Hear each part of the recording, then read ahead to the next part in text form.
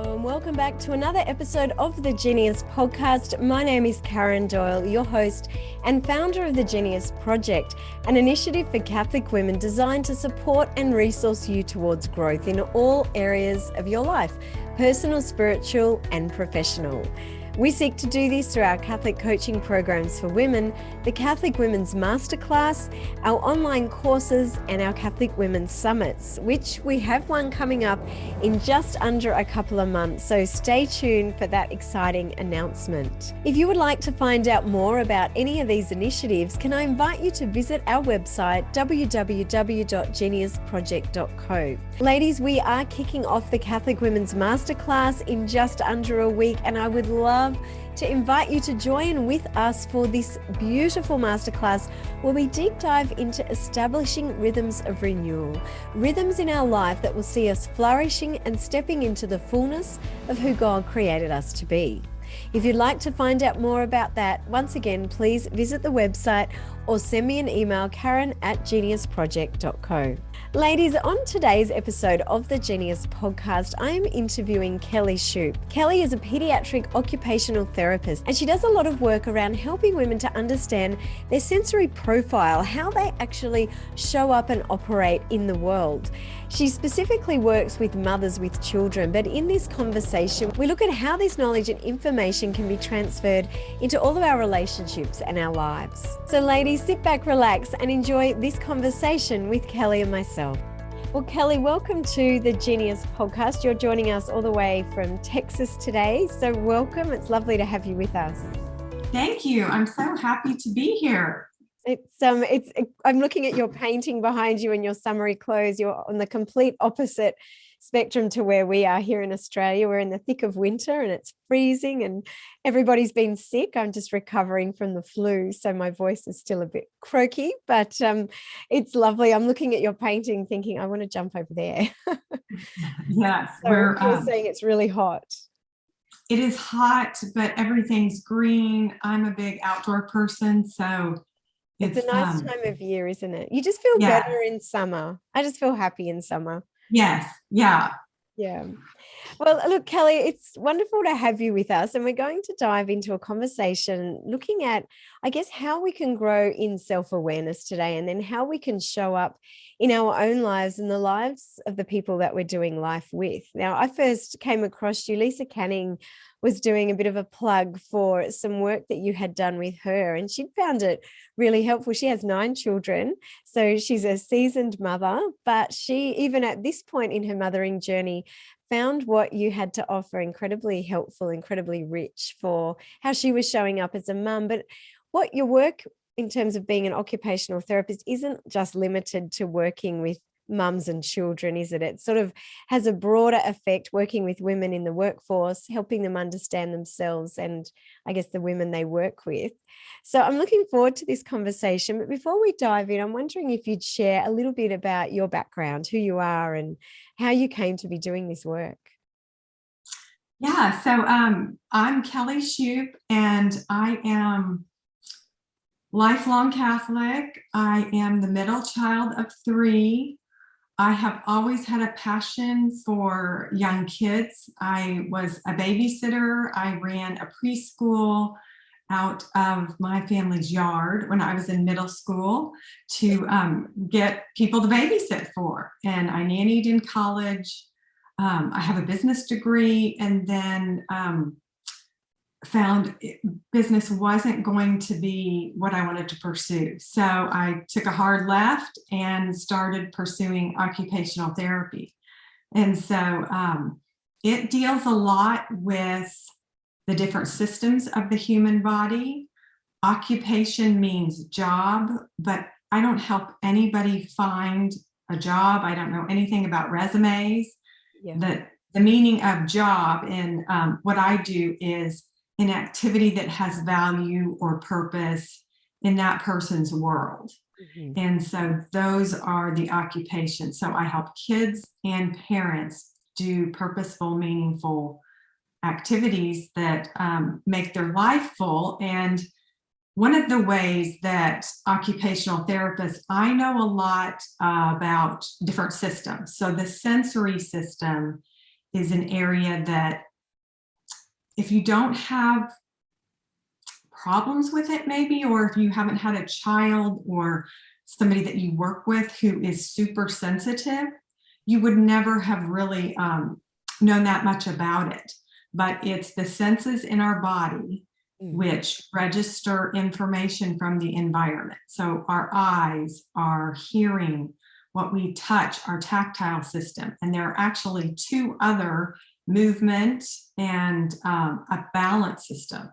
And so I look at all these things, how a person registers input from the environment, how it goes into their body, into their brain, into their nervous system, and then how that person reacts from that information. And so I am very hearing sensitive. Okay. So for adults, for any living human who has not heard of this, this is such great information because you learn about yourself and you learn what type of environment you function best in. And we also help you figure out, okay, well, if I'm sensitive to hearing, I don't want to do the business conference that's going to be at a music fest. Let's think of another idea. So it's giving you strategies and solutions to set yourself up based on your unique sensitivity. So a lot of people are like, oh my goodness. So I was just coaching a mom who also is a businesswoman, and she had just been on a trip and was at a business dinner, lots of people, it was noisy, and she left early and was feeling bad, feeling guilty. I should have stayed. What was wrong with me? Well, that was just too much for her body and her nervous system. She was overloaded, overstimulated. She'd gone to the bathroom and she was like, I have to go home. So she was feeling like something was wrong with her. And I said, no. I said, this is a very normal response. This is, God designed you with a specific sensory system. He made you unique. And so we're just going to, don't feel bad about it. We're just going to say, okay, well, this is what I need to do. I was here for part of the dinner and now I need to leave. And it's a health reason, because we want you to feel safe, calm, your nervous system saying everything's okay with me. I'm good. But different stimuli can change that, and how important that is for every person in every environment. It's so interesting listening to you speak. I think what you picked up on, you said that woman sort of said, what's wrong with me? And I think so often we measure ourselves and our functioning, our productivity, our parenting, whatever it is, against what we perceive is the norm and perceive what everybody expects. But I think if we're truly going to live into the fullness of who God's created us to be as women, this is a really critical part of the puzzle, is understanding his unique design and actually embracing that. Because I think when we deny our innate design, our innate motivational design, that's when we start to move into that territory of resentment and burnout and utter exhaustion, because we're operating in a spirit that's just unnatural to us. And that has a really significant impact, like you mentioned, on our health, but just on what we're able to do, how we're actually showing up in our relationships. If we feel like we're on the back foot and we're constantly pushing against something that's not natural, that's not actually healthy, is it? And I think a lot of women. No. Yeah. So once we understand, and again, God designed us to be unique, but also sane. So I understand the ways that we're sane in that we all have a heart, our lungs pumping, we have blood and muscles, but God absolutely created us with that unique piece. And when we leave it behind and try to act like other people, we just don't have the creativity. We don't have the capacity to live in the fullness of God. And so, yes, I have a phrase that I say with my young kids that I teach them, and it's called because I'm me. So because I'm me, I'm going to have to leave the music recital early because it will hurt my ears. Or because I'm me, I'm going to have to do such and such. But it's learning to be okay with that uniqueness of you and to communicate it to others. And when we get that and live from that, it's so healthy and freeing, and great stuff happens. Do you see that in the lives of women? Do you see the difference between a woman who's really pushing against her innate design and then the woman who's really embraced that? What do you see Oh, for in sure. terms of the Yes. difference? How does that show up in each of those women's lives? Well, usually parents find me and they are overwhelmed, Mm. exhausted. They are trying to keep up at a pace, and they're usually over functioning, overdoing. They're reading the parenting books, they're Googling, they've got their kids in a million different activities. And so I tell them, let's back up and breathe. And for women, we're receivers, Mhm. and we want to be in the being mode versus doing mode. And so usually I'll back off a few layers of what a mom is doing. And immediately she feels better. Oh, you mean I don't have to go to 17 activities with my 3 kids? I'm like, no, they're fine. So I also want her to use her intuition. Again, it's all the innate qualities that a woman has that makes her, those are her superpowers, her intuition, her receptivity, her sensitivity. Women are so sensitive. So when I give parents permission, give women permission to be who they really are, they feel instantly more self-confident, relief, and just so much better. And so they show up so much better to their kids. Mm. But I also think today's world says the opposite is how to parent. Mm. And so it's, partnering with these parents and walking with them for enough time for them to see the difference, that they feel better, to see the difference in their kids. Oh my goodness, there's so much more peace in my house. Everybody is better. There's more harmony. So, yeah. So good, so good. And you must that must be give you a real buzz, just Oh, empowering I love it. and giving you the Yeah. skills. Because I think for so many of us, whether women are married with children or not, I think all women, we're raised in a particular way, on a particular trajectory, but we're not given the tools and the skills and the formation that we need along the way to cope with the life that sometimes we find ourselves falling into, whether that's with a career or with parenting or religious life. There does come a point where we actually need to evaluate the building blocks on which we're building a life. And what you're saying is that's often the moment that you're receiving these women, is where they've realized all their building blocks are crumbling and they're not actually able to keep up. So for the woman, Kelly, who's really, I guess, on that treadmill of just, I have to keep going, I have to keep going, what advice would you have for her, whether she's a parent or not, just in terms of that hustle culture, that productivity culture that just keeps us going at this breakneck pace?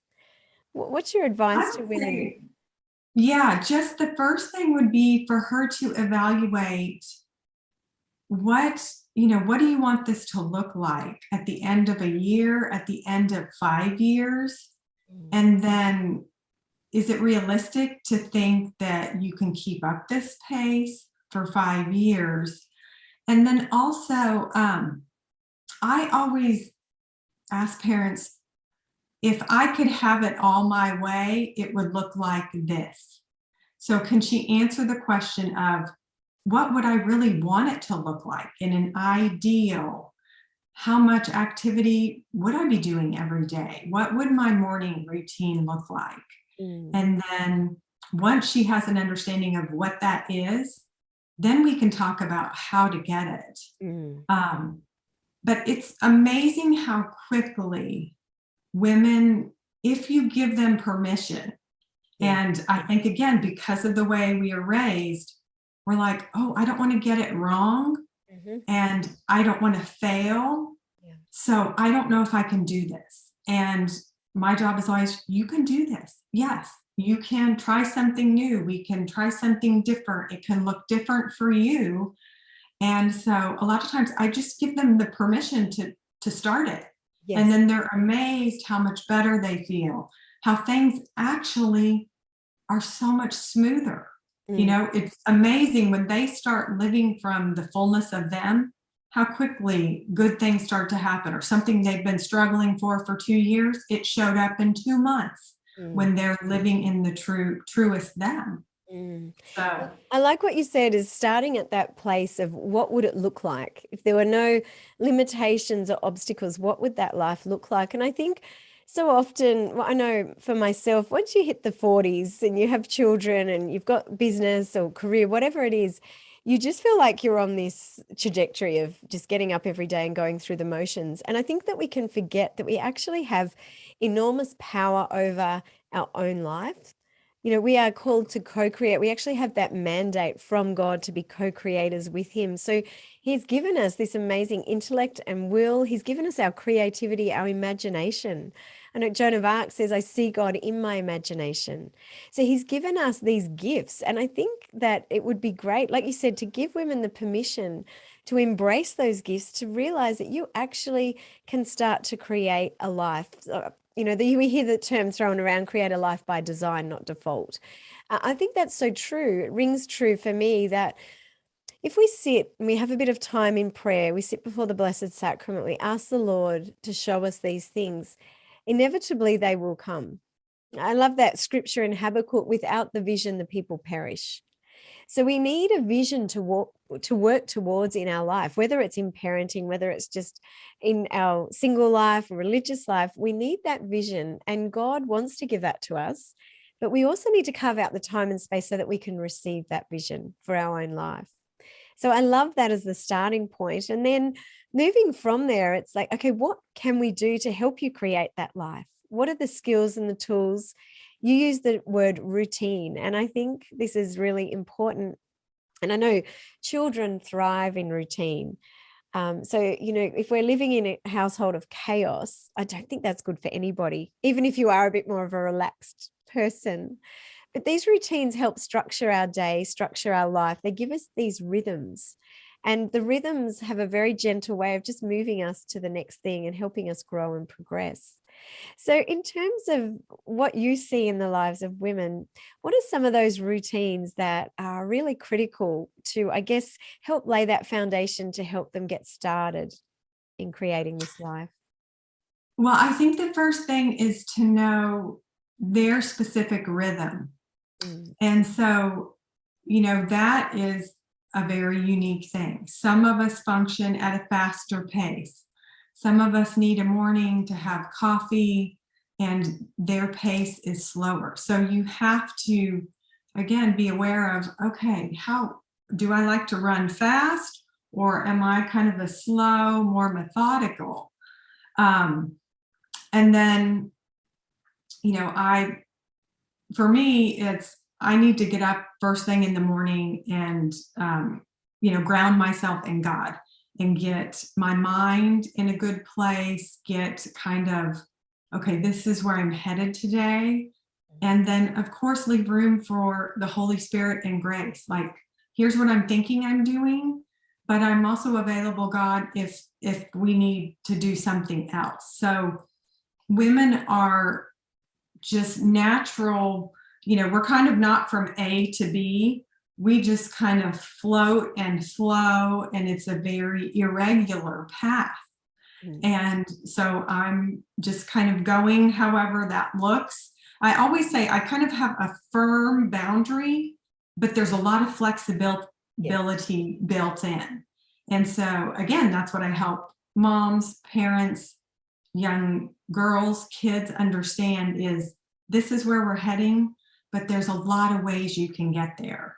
Mm. And I have parents who have said, I'm more of a free spirit, or I really don't want a scheduled routine. I want freedom from all of that. And it's helping women, parents understand with a little more schedule, you're actually getting more freedom to do this, more freedom. It's not freedom from, it's freedom to have more ability to be outside to hike if you want. It's more freedom to have your coffee and time in scripture before you start your day. So it's kind of getting that shift of, you're not having something taken away. It's actually an opportunity that's going to give you more freedom to have more of what you want, which is, I think, always speaks about God. He's a God of abundance. He's not a God of scarcity and taking away. He has more resources, it's amazing. So when we go in that flow, in that direction with him, there's always more. And so, yeah. I love that you pick up on that abundance versus that scarcity mindset, because so much of the time we feel like we're scrapping for every moment. But it's that shift in the mindset, and we do this in our coaching with women, is helping them to, I guess, rewrite some of those scripts that are going through their mind around time and energy and God's grace and how the day is going to look. And I love that you say just starting that day. I know for myself, I need to be up before the children. I need to be showered, have done a bit of exercise, and have my prayer time before they wake. If it happens in reverse, I just feel like I'm on the back foot. And there's There's a beautiful quote that says that first hour is the rudder for the rest of the day. So that first hour, how we spend that first hour really sets us up to thrive for the rest of the day. And like you said, having flexibility and also understanding yourself, understanding what you need. So if you're an introvert, having that time is going to be really important. And understanding how the people in your family or the people you work with operate as well. I know when you were sharing there, I thought of a funny story just with my husband. When we were married in our early days, we did a lot of traveling, a lot of speaking. We're very different. So he would like to get to the airport a couple of hours before the flight, minimal luggage, whereas I've actually been known to turn up at Sydney airport as they're calling my flight. And I'll take as much as I can. I'm like, I'm nice, they'll let me take extra bags. And so this created a lot of tension early in our marriage and I just get irritated because he wasn't like me.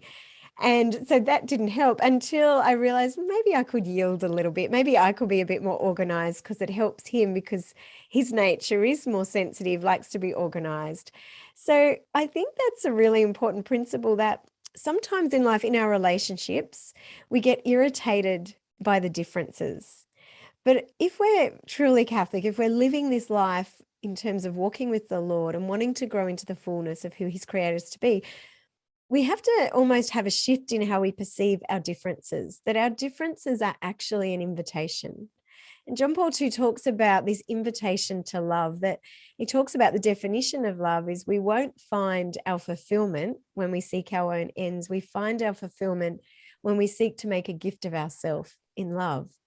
And so it's just really good to reorient women back to that focus, that in everything we do, whether it's motherhood, parenting, work, ministry, our focus is that we are there to serve. We're there to serve in a spirit of love. And what that means is also seeking to understand the other instead of judging the other. And I think that's a really important point to just highlight before we move into understanding, I guess, different sensory profiles and how we operate, how our kids operate.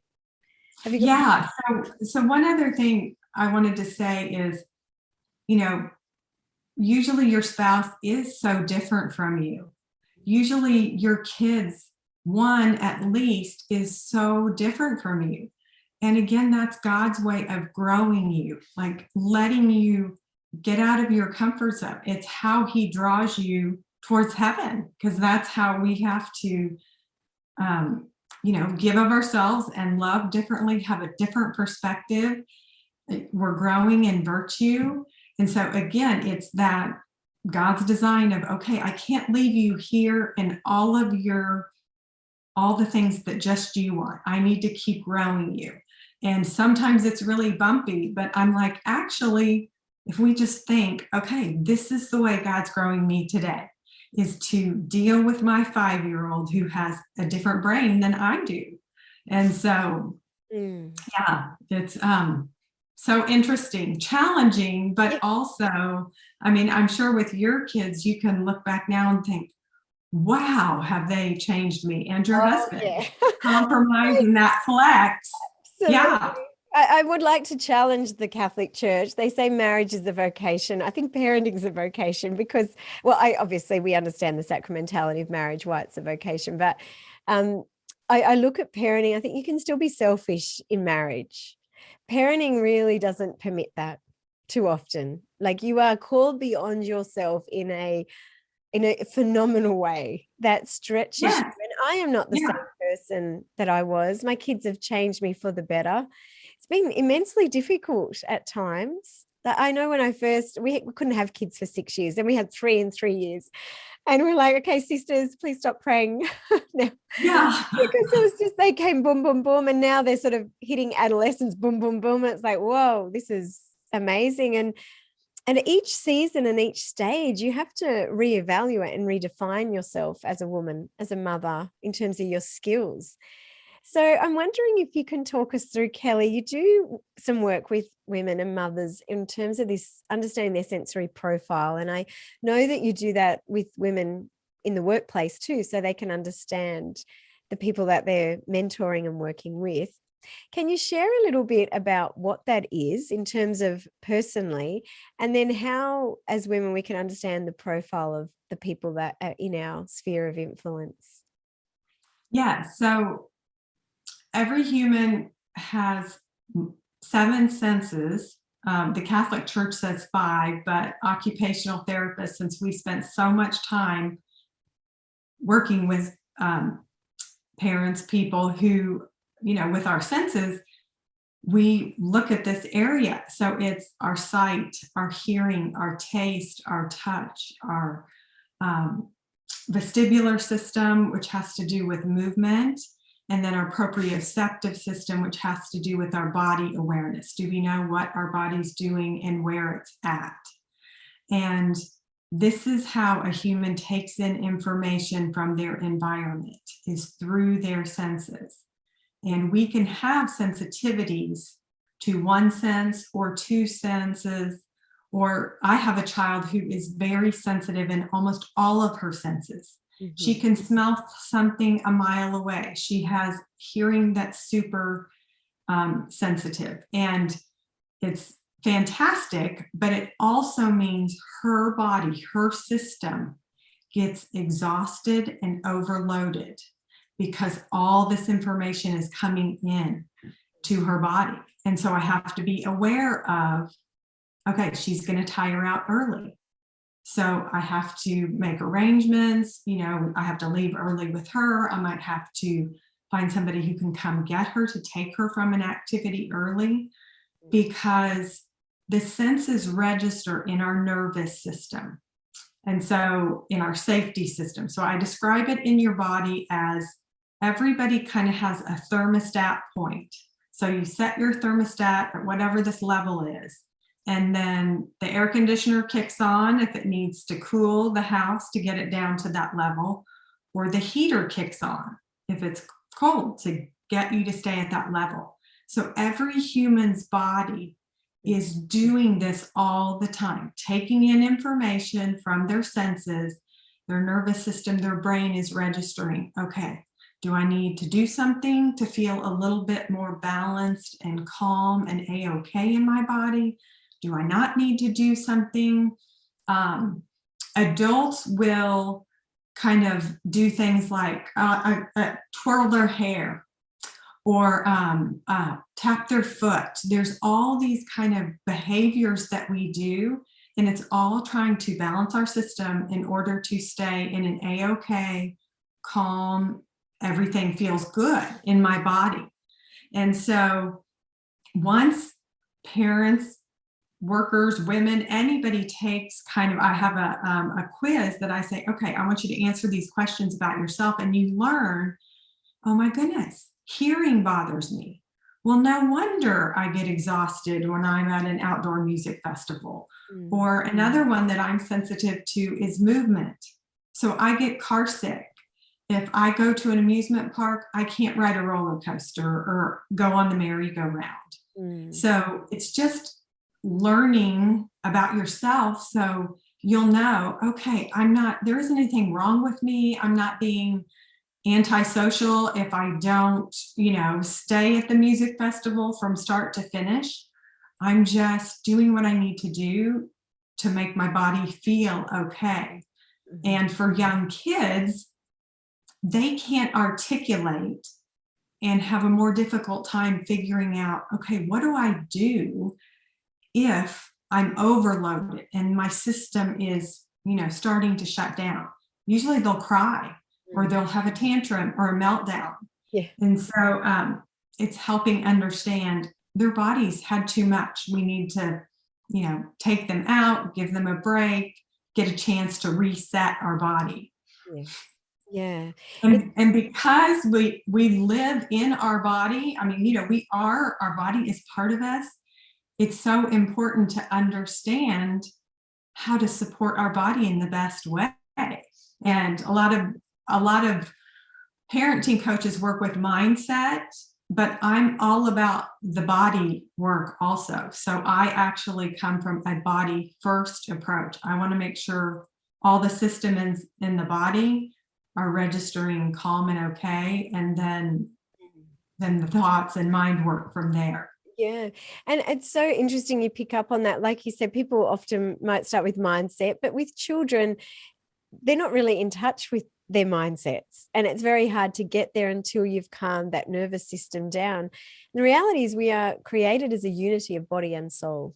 So we have to work with both. And it's just about becoming more integrated and understanding what's going on in our mind, but also in our body. And I love that you pick up on that. I know I've done these training to become a Catholic coach through Metanoia Catholic, and we look at mindset training and how, we have a circumstance, a thought, and that thought then becomes a feeling, and then that drives what's happening in our life. And these feelings are very much, the feelings we feel in our body are very much, I guess, embodied thoughts.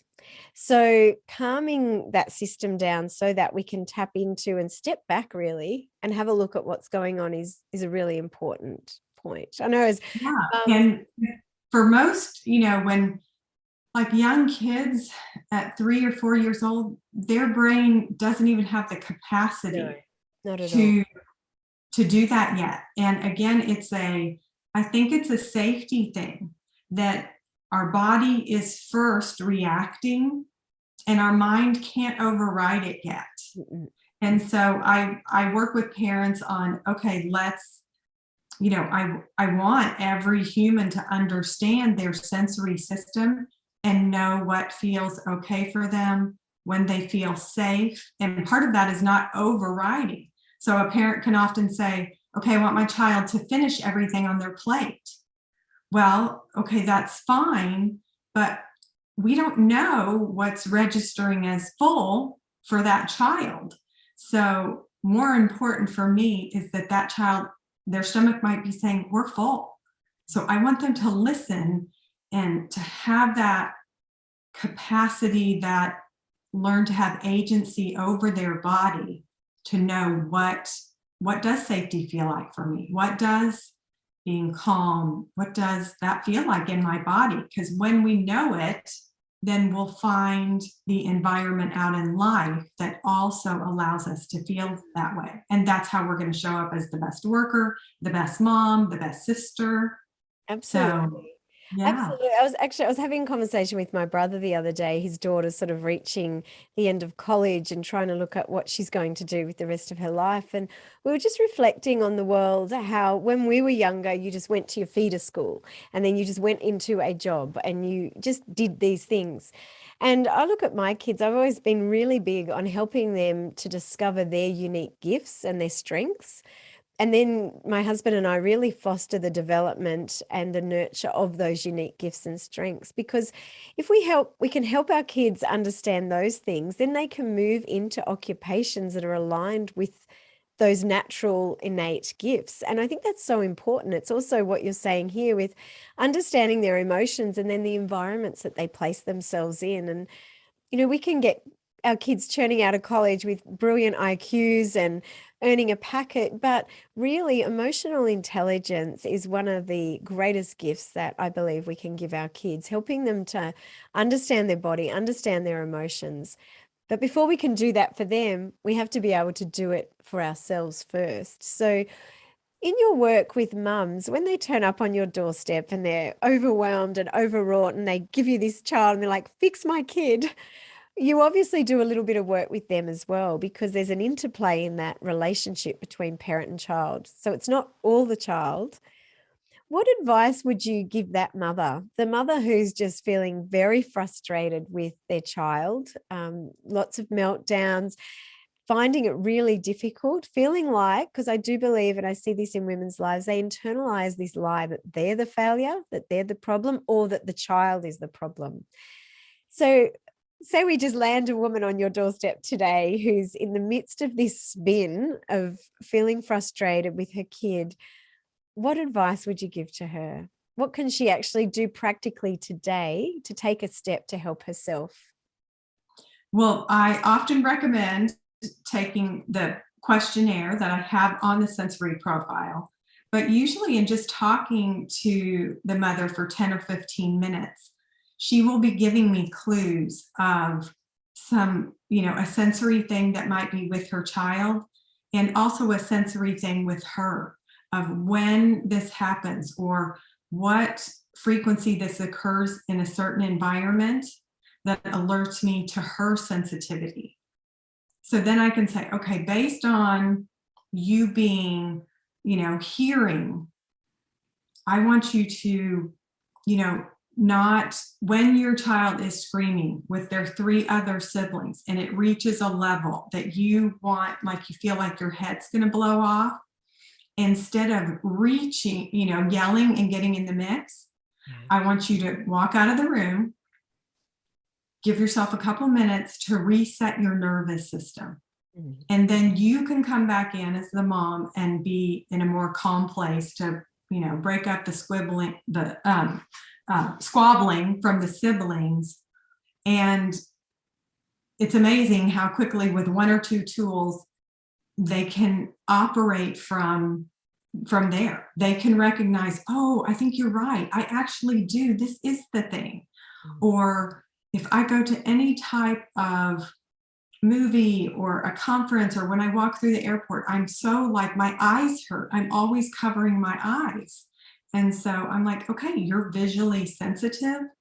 Let's think of a couple ways that we can take some of that stimulation and that exhaustion, that draining off of your body. And that always helps them parent better. If a woman is in the workplace, okay, what are 2 things we could do to help you? And so you don't have to go to the huge convention center if you're visually going to get overloaded. Let's tell your boss, I'm going to show up for 1 hour. I'm going to do 2 of these things online from the quiet, hotel room. And so we can set her up to have success in a way that feels right to her. And so an overwhelmed mom is very quickly, or overwhelmed woman very quickly kind of understand she's not failing. This is a behavior thing, hers and anybody else's that's in her world. And so from there, they feel like, oh, well, this isn't a personal mind thing that I'm doing wrong. This is just how my body's made. And it is, because everybody's body is made like this. So if you ask your husband, maybe your husband's sensitivities, or smell is a big one. Somebody goes into, a food festival. They're like, oh my gosh, that's way too strong. Or somebody's perfume can make somebody really sick. And so once you know those sensitivities, instead of thinking, oh, my husband is being a jerk, he will not go to this thing with me. No, you walk into the room with him and you're like, oh my goodness, somebody's perfume. And so your husband gives you a look and you're like, I got it. Because his sense of smell, it doesn't work for him. So you're not mad at him because you understand him. And so it's just a better way of relating. And I find that my kids set me up all the time because they know my sensitivities. Don't worry, Mom, you don't have to go in there. It's going to be noisy and crazy. I'll run in and get brother and then come back out. And And people, God designed us to want to contribute to the good of each other. And so this is a way that you can be set up if you manage people in the workforce. Okay, here's what we're going to do. I want everybody to take this questionnaire on your senses.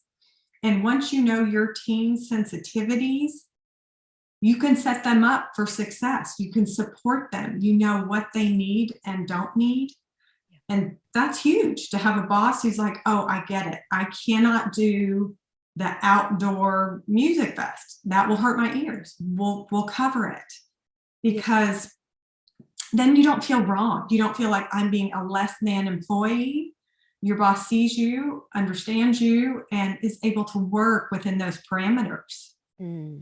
Yeah, it's so good. Does that make sense? Yeah, absolutely. And I think what you picked up on there is just seeking to understand. But we need to understand ourselves first. I know there's an office I went into once to do some training, and on the windows of each of the workers was the Clifton strengths, listed their top 5 strengths. So when you walked in, you immediately knew what these people, what their strengths were, what they're operating in. And so it's quite insightful. I find it really, really helpful to do those things. I remember doing a personality inventory and a gifts assessment years ago, and I was like, whoa, that just describes me. And then there was this insight that came where I could see these clues to talent that have been there throughout my whole life.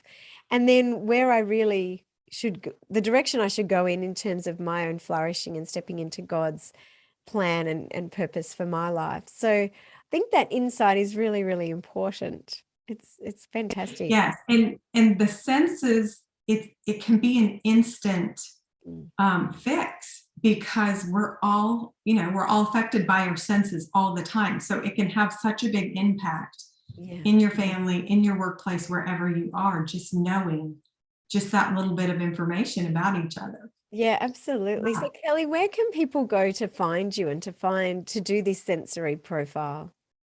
Yeah, so you can find me on Instagram at Kelly, Kellyk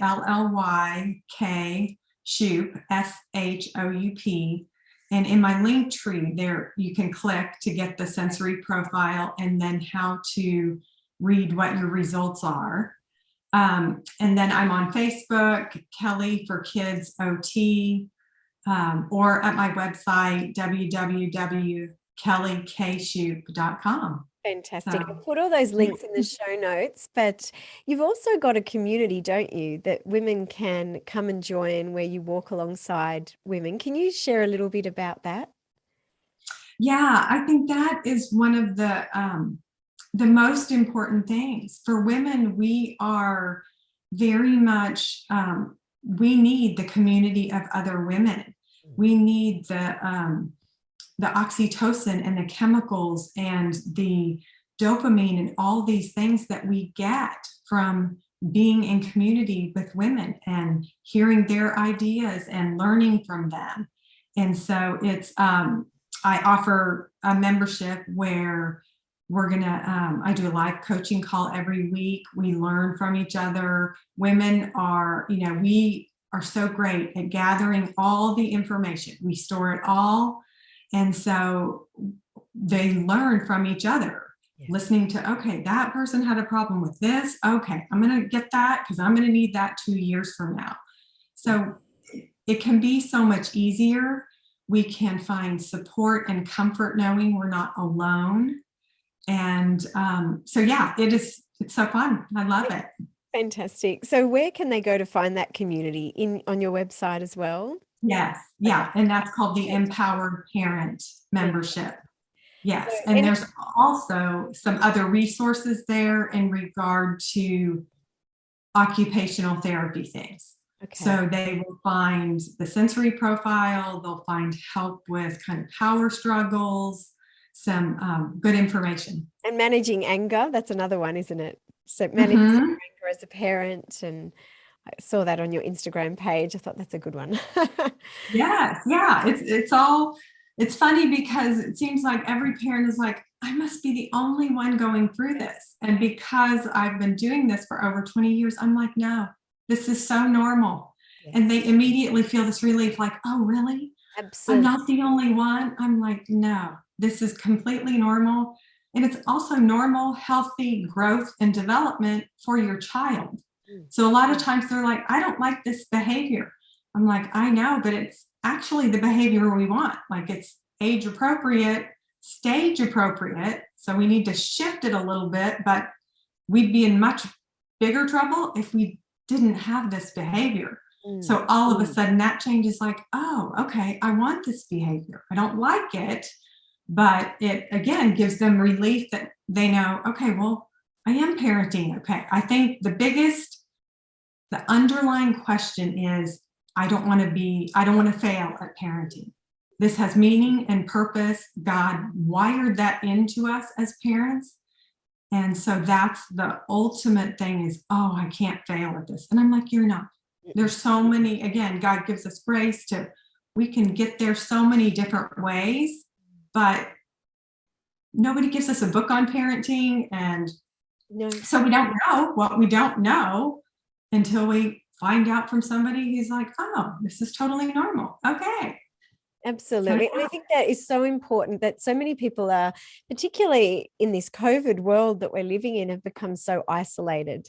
And I think the enemy loves to pick us off and keep us isolated, because then that's when he really can get to us and embed those lies and have us spinning in confusion and these untruths about ourselves. And so I think these elements of community and the online communities have become so important during these times. So hats off to you, Kelly, for the wonderful work that you're doing. Oh, thank you. Yeah, I was helping a woman today who actually lives in Canada. She has COVID.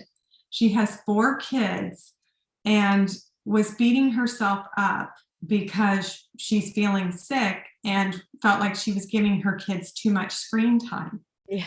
And I said, you are sick. You need to heal. You're fine. And again, just also reminding her, like, that is not God speaking to you. If you are feeling an urgency, condemnation, I was like, that's the enemy trying to tell you you're a bad mom, but you're actually a really good mom. Your kids are fine. You need rest. I always want moms to take care of themselves. And I also want moms to show their best self to their kids, to their spouse, and to not sacrifice till there's nothing left of them. I want everybody in their life to see who they are at their best. And so moms are usually like, what does that look like? I'm like, no, we're going to figure that out, because that's who you are. So yeah. Beautiful. So important. And thanks, Kelly. Really appreciate you. Thank you. Yeah, I enjoyed it. Thank you so much. Such a good conversation. And yes, if women are struggling with parenting or want to understand themselves a little bit better, I really encourage you to go and check out Kelly's work.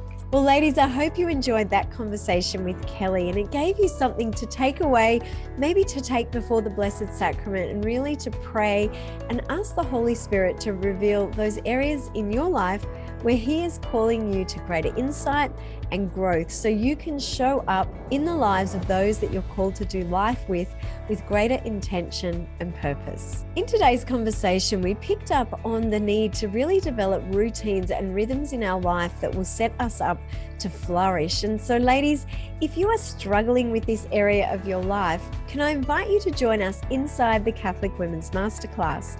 The doors are now open and we will be kicking off in just over a week with our next cohort of ladies to go through this life-changing 4-month program where we really deep dive into what it means to establish a rhythm of rest, how you can be restored in your life, looking at your key relationships, and finally taking a look and an inventory of what your gifts are and how you can activate those gifts in service, mission, and contribution. So to find out more, there's a link in the show notes, or you can visit our website, www.geniusproject.co. Ladies, if you've liked what you've heard on the Genius podcast, can I invite you to share the link with your friends, to leave a review on our podcast platform, and if you're watching on our YouTube channel, please subscribe so you can receive notification when a new episode or new videos have dropped into the Genius Project YouTube channel. Until next week, ladies, have a beautiful week.